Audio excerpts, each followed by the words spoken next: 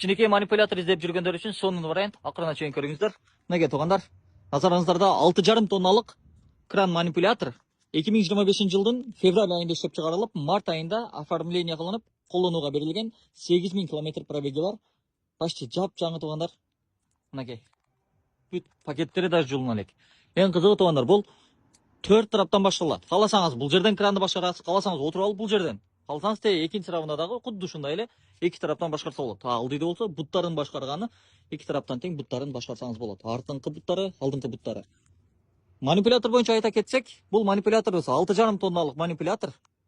Бунун стреласы 4 секционный стрела, мына көрүңүздөй 4 секционный.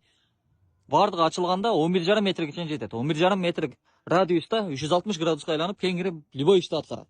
Артында да ушундай буттары бар. Эң кызыгы бул усиленный рама туугандар. Мынакей 3 кабат, эки тарабында тең 3 кабаттуу усиленный рама. Аябай күчтүү. Бардык түрдөгү оор жумуштарды аткара алат. Бул жакта буттары мына шиналарды карасаңыздар туугандар, мына 8ге 25 20лык шиналарды колдонот.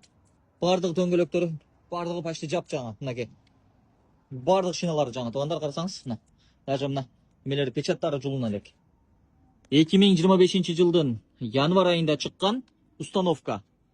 Шасси болсо 2025 жылдын февраль айында чыккан. Азыр көрсөтөйүн, мына шассини дагы. Мынакей. 2025 жылдын февраль айында чыккан. Өзү оформленияга март айында оформление кылынган. Мынакей. Салону дагы карасаңыздар, пакеттери жулуна элек. Таптаза, мына артында кичинекей спальниси бар, бул жакка эки адам кеңирип атат. Мультируль, мына бүт установка, бүт нерселери бар. Бул жакта электропакет, айнектерди эки тарапты тең бир тараптан башкара аласыз, мына.